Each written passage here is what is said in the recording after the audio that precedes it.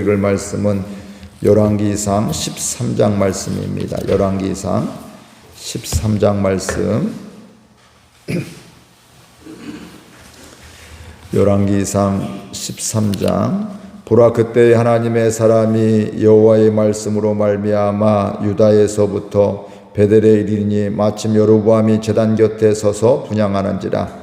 하나님의 사람이 제단을 향하여 외쳐 이르되, 제단아 제단아, 여호와께서 이와 같이 말씀하시기를, 다윗의 집에 요시아라 하는 아들을 낳으리니 그가 내 위에 분향하는 산당 제사장을 내 위에서 제물로 바칠 것이요 또 사람의 뼈를 내 위에서 사르리라 하셨느니라 하고, 그날에 그가 징조를 들어 이르되, 이는 여호와께서 말씀하신 징조라. 제단이 갈라지며 그 위에 있는 재가 쏟아지리라 하매, 여로보암 왕이 하나님의 사람이 베델에 있는 제단을 향하여 외쳐 말함을 들을 때에 제단에서 손을 펴며 그를 잡으라 하더라. 그를 향하여 손이 말라 다시 거두지 못하며, 하나님의 사람이 여호와의 말씀으로 보인 징조대로 제단이 갈라지며 재가 제단에서 쏟아진지라.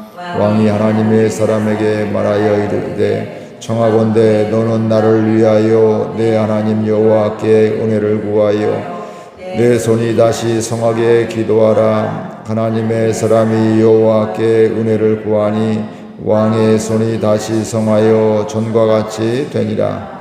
왕이 하나님의 사람에게 이르되, 나와 함께 집에 가서 쉬라. 내가 내게 예물을 주리라. 하나님의 사람이 왕께 대답하되, 왕께서 왕의 집 절반을 내게 준다 할지라도 나는 왕과 함께 들어가지도 아니하고 이곳에서는 떡도 먹지 아니하고 물도 마시지 아니하리니, 이는 곧 여호와의 말씀이 내게 명령하여 이르시기를, 떡도 먹지 말며 물도 마시지 말며 왔던 길로 되돌아가지 말라 하셨음이니이다 하고, 이에 다른 길로 가고 자기가 베델에 오던 길로 되돌아가지도 아니하니라. 베델에 한 늙은 선지자가 살더니 그의 아들들이 와서 이날에 하나님의 사람이 베델에서 행한 모든 일을 그에게 말하고, 또 그가 왕에게 드린 말씀도 그들이 그들의 아버지에게 말한지라. 그들의 아버지가 그들에게 이르되, 그가 어느 길로 가더냐 하니, 그의 아들들이 유다에서부터 온 하나님의 사람의 관계를 보았습니다. 그가 그의 아들들에게 이르되, 나를 위하여 나귀의 안장을 찌우라. 그들이 나귀의 안장을 찌우니 그가 타고 하나님의 사람을 뒤따라가서 상수리 나무 아래에 앉은 것을 보고 이르되, 그대가 유다에서 온 하나님의 사람이냐? 대답하되 그러하다. 그가 그 사람에게 이르되, 나와 함께 집으로 가서 떡을 먹으라. 대답하되, 나는 그대와 함께 돌아가지도 못하겠고 그대와 함께 들어가지도 못하겠으며, 내가 이곳에서 그대와 함께 떡도 먹지 아니하고 물도 마시지 아니하리니, 이는 여호와의 말씀이 내게 이르시기를, 내가 거기서 떡도 먹지 말고 물도 마시지 말며 또 내가 오던 길로 되돌아가지도 말라 하셨음이로다. 그가 그 사람에게 이르되, 나도 그대와 같은 선지자라. 천사가 여호와의 말씀으로 내게 이르시기를, 그를 내 집으로 데리고 들어가서 그에게 떡을 먹이고 물을 마시게 하라 하였느니라 하니, 이는 그 사람을 속임이라. 이에 그 사람이 그와 함께 들어가서 그의 집에서 떡을 먹으며 물을 마시니라. 그들이 상 앞에 앉아 있을 때에 여호와의 말씀이 그 사람을 데려온 선지자에게 임하니, 그가 유다에서부터 온 하나님의 사람을 향하여 외쳐 이르되, 여호와의 말씀에 내가 여호와의 말씀을 어기며 내 하나님 여호와께서 내게 내리신 명령을 지키지 아니하고 돌아와서 여호와가 너더러 떡도 먹지 말고 물도 마시지 말라 하신 곳에서 떡을 먹고 물을 마셨으니 내 시체가 내 조상들의 묘실에 들어가지 못하리라 하셨느니라 하니라. 그리고 자기가 데리고 온 선지자가 떡을 먹고 물을 마신 후에 그를 위하여 나귀의 안장을 지우니라. 이에 그 사람이 가더니 사자가 길에서 그를 만나 물어 죽이매, 그의 시체가 길에 버림받으니 나귀는 그 곁에 서 있고 사자도 그 시체 곁에 서 있더라. 지나가는 사람들이 길에 버린 시체와 그 시체 곁에 선 사자를 보고 그 늙은 선지자가 사는 성읍에 가서 말한지라. 그 사람을 길에서 데리고 돌아간 선지자가 듣고 말하되 이는 여호와의 말씀을 어긴 하나님의 사람이로다. 여호와께서 그에게 하신 말씀과 같이 여호와께서 그를 사자에게 넘기심에 사자가 그를 찢어 죽였도다 하고 이에 그의 아들들에게 말하여 이르되 나를 위하여 나귀의 안장을 지으라. 그들이 안장을 지으매 그가 가서 본즉 그의 시체가 길에 버림받았고 나귀와 사자는 그 시체 곁에 서 있는데 사자가 시체를 먹지도 아니하였고 나귀를 찢지도 아니하였더라. 늙은 선지자가 하나님의 사람의 시체를 들어 나귀에 실어 가지고 돌아와 자기 성읍으로 들어가서 슬피 울며 장사하되 곧 그의 시체를 자기의 묘실에 두고 오라 내 형제야 하며 그를 위하여 슬피 우니라. 그 사람을 장사한 후에 그가 그 아들들에게 말하여 이르되 내가 죽거든 하나님의 사람을 장사한 묘실에 나를 장사하되 내 뼈를 그의 뼈 곁에 두라. 그가 여호와의 말씀으로 베델에 있는 제단을 향하고 또 사마리아 성읍들에 있는 모든 산당을 향하여 외쳐 말한 것이 반드시 이룰 것임이니라. 여로보암이 이 일 후에도 그의 악한 일에서 떠나 돌이키지 아니하고 다만 일반 백성을 산당의 제사장으로 삼되 누구든지 자원하면 그 사람을 산당의 제사장으로 삼았으므로 이 일이 여로보암의 집에 죄가 되어 그 집의 그 땅에서 끊어져 멸망하게 되니라. 아멘. 솔로몬의 아들 르호보암이 여르보암과 이스라엘 10지파의 사람들이 와서 요청을 하게 되죠. 당신의 왕이 솔로몬 왕이 우리를 고역을 노역을 많이 시켰는데 또 멍에를 무겁게 지었는데 너무 힘들었습니다. 그 짐을 덜어주시면 우리가 충성하겠습니다. 왕을 떠나지 않겠습니다. 이런 이야기를 했는데 그 르호보암이 원로들과 조언을 구하게 되고 또 젊은 사람들에게 조언을 구하는데 결국은 원로들의 조언은 들은 채만 채하고 젊은 사람들의 조언을 들으면서 너희들 아버지보다 내가 더 강하게 하겠다. 더 무거운 멍에를 매겠다. 더 채찍을 더 아버지는 채찍으로 했지만 난 전갈 채찍으로 하겠다. 이러면서 그들에게 대답을 하게 되고요. 그렇게 되니까 그 이야기를 듣게 되면서 여르보암과 이스라엘 위에 이제 10지파의 사람들이 이제 북이스라엘로 이제 나라를 르호보암과 이제 완전히 결별을 하게 되고 그가 그들의 수용을 들었으면 그냥 이스라엘 하나로 되었을 텐데 그렇지 못하고 완전히 결별하게 되는 이런 일들이 있게 됩니다. 그래서 이 여르보암도 북이스라엘, 북쪽에 있는 이스라엘들을 대부분의 지파들을 다스리게 되었습니다. 그런데 하나님께서는 여르보암에게도 이야기를 똑같이 합니다. 내 종 다윗과 같이 행하면 내 율례를 지키면 내가 너와 함께 있어 너를 위하여 견고한 집을 세우고 이스라엘을 내게 주리라. 그러니까 이 여르보암도 하나님이 계획하심에 있는 것들이죠. 이미 솔로몬이 범죄함으로 말미암아 뭐라고 해요? 너 때는 아니지만 내가 너를 위해서가 아니라 뭐예요? 너의 아버지 다윗을 위해서 너 때는 아니지만 네 아들 때는 나라가 갈라지겠다. 이런 이야기도 말씀하시고 이런 계획 가운데 있는 것인데 그 여르보암에게도 하나님은 너 나 경외해라. 다윗과 같이 나를 경외해라. 내 말을 잘 들어라. 그러면 내 집을 견고하게 해줄 것이고 이스라엘을 내게 주리라. 이렇게 말씀을 하고 있습니다. 근데 이 여르보암에 하나님의 말씀이 분명히 있었음에도 불구하고 그는 불안함이 있었어요. 왜냐하면 이스라엘 백성들이 절기 때마다 어디를 가요? 성전에 가게 되는 거예요. 성전에 가서 제사를 드리게 되는데 제사를 드리러 가면서 사람들이 마음이 빼앗길까봐, 자신을 떠날까봐, 그래서 반란을 할까봐, 반역을 할까봐 이러면서 두려움이 있어서 뭐하냐면 예루살렘 이제부터 가지 않아도 된다. 여기에서 베델에 두 금송아지를 만들어 놓고 이게 바로 우리를 인도한 하나님이다. 이런 식으로 이제 우상 만들어 놓고서 이렇게 백성들을 가지 못하게 하는, 성전에 가지 못하게 하는 이런 일들이 일어나게 되었습니다. 이 같은 것이 하나님 앞에 뭐가 되었을까요? 죄가 되어지고 되고요. 또 하나님 앞에 악이 되어짐을 보게 되고 이러면서 어떻게 될까요? 하나님과 백성들도 점점 멀어지게 되고 여로보암도 점점 멀어지게 되는 것이죠. 그러니까 성전 예루살렘에 있는 성전과 같은 그런 형식이 아니라 자기 마음대로 금송아지 만들어 놓고 또 제사장도 누구 마음대로요? 그 사람 그 여로보암 마음대로 세워놓고서 이제 그 일을 감당하게 되고, 그러니까 하나님의 말씀, 성전에서 일하는 것들을 하나님의 말씀에 의해서 하는 것보다는 자기 생각에 의해서 하게 되었고, 심지어는 절기도 누구 마음대로 정해요? 자기 마음대로 정해서. 원래 하나님이 약속하신 말씀하신 것들이 있게 되는데 그걸 잃어버리고 그걸 지워버리고 이제 앞으로 우리 북이스라엘의 절기는 이런 때가 절기다 하면서 절기를 정하게 하게 하고, 자기 마음대로 절기를 정하고 또 제단에 올라가서 분향도 하게 되었던 것입니다. 그때 이제 하나님께서 하시는 말씀들인데 13장 1절 우리 한번 보겠습니다. 보라, 그때에 하나님의 사람이 여호와의 말씀으로 말미암아 유다에서부터 베델에 이르니 마치 여로보암이 제단 곁에 서서 분향하는지라. 그러니까 좀 아까 얘기했던 이런 상황 속에서 여로보암이 하나님과 상관없고 따로 이렇게 성전을 신당을 만들어 놓고 우상을 금송아지를 만들어 놓고 분향을 하고 있었는데, 이때 남유다에서 하나님의 사람이 하나님이 보내셔서 그곳에 갔더니 또 마침 여로보암이 뭐하고 있어요? 제단에서 분향을 하고 있더라. 이 제단에서 분향하는 것도 이 왕의 역할이 아니거든요. 그 안에서 있는 제사장 레위인들 이런 사람들의 역할이게 되는데, 이가 자기 마음대로 이렇게 했다는 것이죠.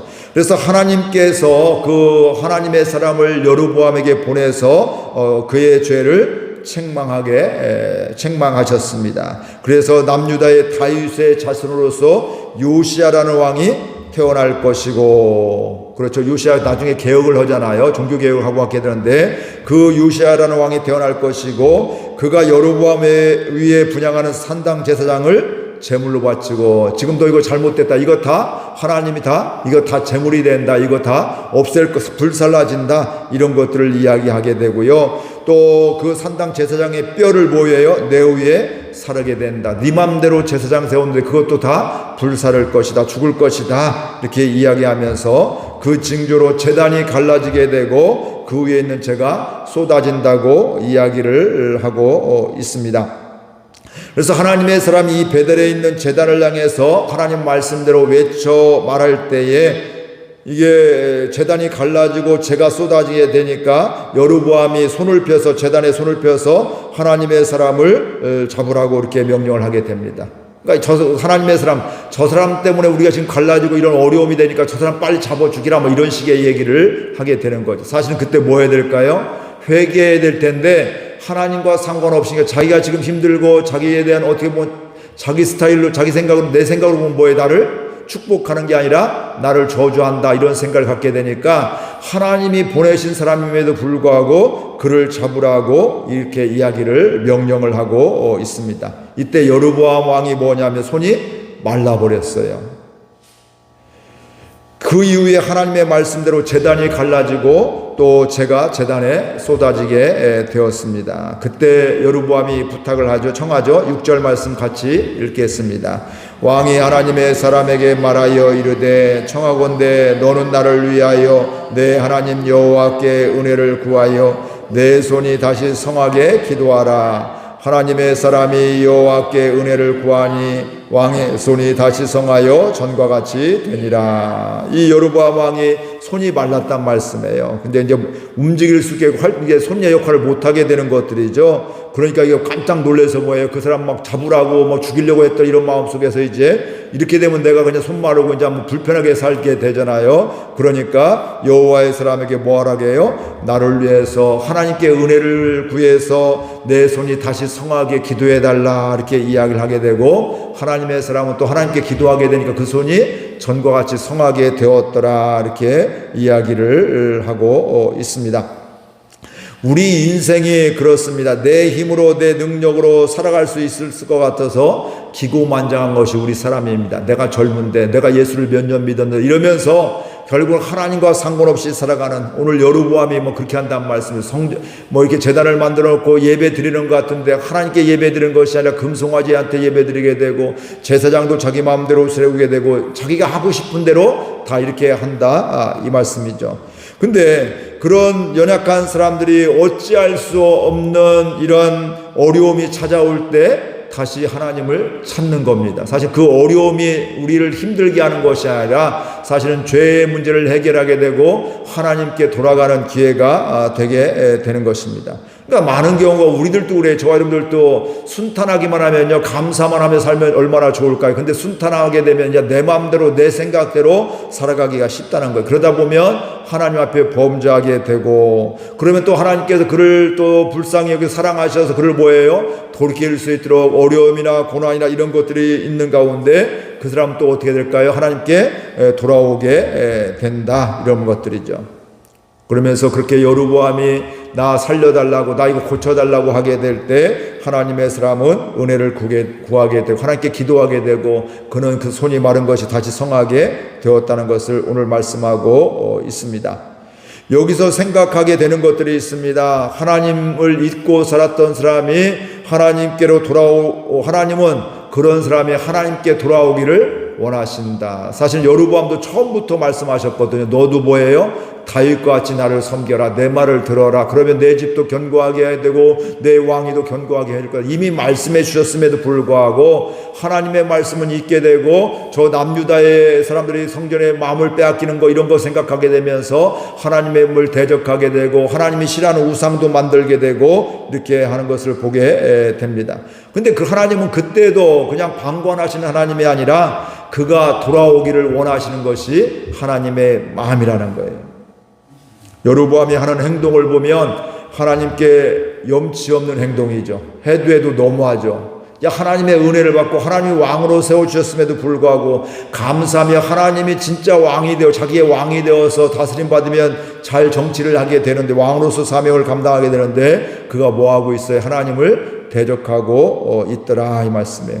그럼에도 불구하고 하나님은 그 문제를 해결해 주시기를 원하고 그에게 신호를 주시고 그가 돌아올 수 있도록 하나님의 사람도 보내주시는 이런 일들이 있게 되는 것입니다. 그렇다면 그때 어려움은 바로 뭘까요? 우리가 하나님께 나아가는, 회복하는 복된 시간임을 분명히 알 수가 있습니다.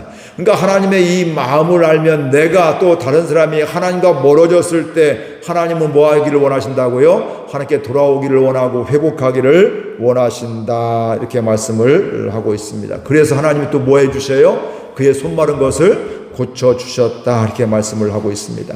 그러니까 이 여로보암이 자기 손이 마른 것이 고침을 받으니까 너무너무 좋은 거예요. 그래서 7절의 말씀 같이 읽겠습니다. 왕이 하나님의 사람에게 이르되 나와 함께 집에 가서 쉬라. 내가 내게 예물을 주리라. 그러니까 이 여로보암 왕이 이 하나님의 사람에게 너무너무 고맙다고, 이제 우리 집에 가서 나와 함께 가서 쉬어라. 내가 너에게 뭘 준다고요? 예물을 주겠다, 이렇게 이야기를 하고 있습니다. 그러니까 감사하는 거죠. 사실은 하나님께 감사할 텐데, 물론 사람에게도 감사해야죠. 통로가 되었으니까 감사하지만 궁극적인 감사는 누구한테 해야 돼요? 하나님께 해야 되는 것들이에요. 근데 우리가 그걸 잃어버릴 때가, 하나님이 그 은혜를 주셨는데 사람을 통해서 역사를 구원해 주셨는데 그 사람을 감사하면서 그 사람에서 좌우되는, 하나님에 의해서 좌우될 텐데 그 사람에 의해서 좌우되는 경우가 있다, 이 말씀이죠. 이건 우리의 영적으로 건강치 못한 이런 것들이죠. 이때 하나님의 사람이 말합니다. 8절 9절 같이 읽겠습니다. 하나님의 사람이 왕께 대답하되 왕께서 왕의 집 절반을 내게 준다 할지라도 나는 왕과 함께 들어가지도 아니하고 이곳에서는 떡도 먹지 아니하고 물도 마시지 아니하리니 이는 곧 여호와의 말씀이 내게 명령하여 이르시기를 떡도 먹지 말며 물도 마시지 말고 길로 돌아가지도 말라 하셨음이라 하고.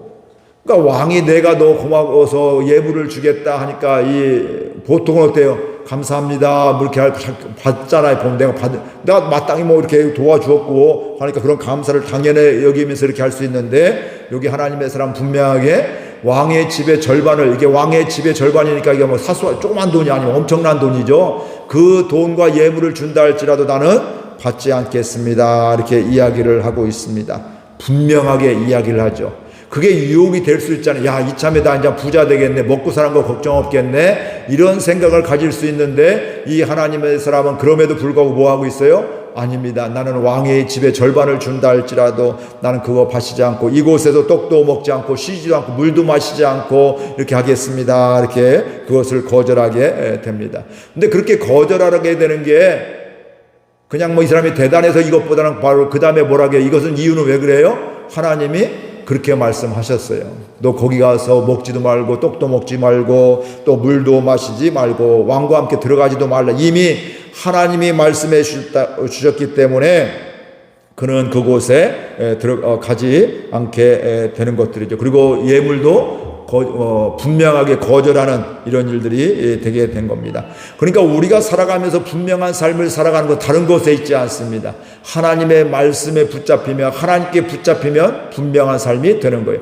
아무리 큰 돈이라 할지라도 이거 하나님이 미워하시고 우상 숭배하는 것이라면 그걸 받지 않는 거예요. 그 길을 가지 않는 거. 그래, 내가 아무리 부자가 된다 할지라도 하나님이 기뻐하시는 대로 날 받지 않을 거야. 나는 그걸 하지 않을 거야. 그 사업은 하지 않을 거야. 이게 바로 하나님의 사람, 분명한 삶을 살아가는 삶이지만 우리가 그 믿음이 없으면 오늘 여로보암 같은 삶이면 어떻게 될까요? 이거 하나님이 준 기회다 이러면서 이거 돈 많이 되네. 이거 뭐 이렇게 되네 하면서 우상 숭배하게 되고 또 남 피해 주게 되고 사기치면서 이렇게 가는 이런 것들은 바로 뭘까요? 하나님과 상관없는 것임을 분명히 알 수가 있고 그게 유혹이 될 수 있지만 하나님의 말씀에 붙잡힌 사람은 그게 유혹이 되지 않는다. 이렇게 말씀을 하고 있습니다. 오늘 우리들 분명한 삶을 살아갈 수 있기를 주의 이름으로 축복을 드립니다. 이런저런 것 때문에 내 건강 때문에 또 내 물질적인 것 때문에 관계 때문에 우리가 그냥 일순간 그것 때문에 편리함 때문에 어때요? 죄와 타협할 수도 있고 하나님이 싫어하신 길을 그 길을 갈 수도 있단 말씀이에요. 그러나 분명한 삶은 뭐예요? 하나님이 말씀하셨으니 나는 이 길을 가지 않겠습니다. 이 죄의 길을 아무리 억만금을 준다 할지라도 나 그거 받지 않겠습니다. 그런 사업하지 않겠습니다. 나는 하나님이 기뻐하신 그 길을 분명히 가겠습니다. 떡을 줘도 하나님이 먹지 말라겠습니다. 안 먹습니다. 이런 마음들, 그렇죠? 이 믿음으로 분명한 삶을 살아가는 저와 여러분들 될 수 있기를 주의 이름으로 축복을 드립니다. 우리 말씀 생각하면서 함께 결단하며 기도하겠습니다. 하나님 아버지, 은혜와 사랑을 감사드립니다. 주께서 저희들 사랑하여 주셔서 오늘도 하나님의 사람은 분명한 삶을 살았습니다. 하나님의 말씀을 듣고 명에 의해서 여로보암에게 찾아가게 되고 그에게 하나님의 말씀을 전하는 또 그에게 하나님의 예언의 말씀을 또 전달했던 이런 하나님의 사람입니다.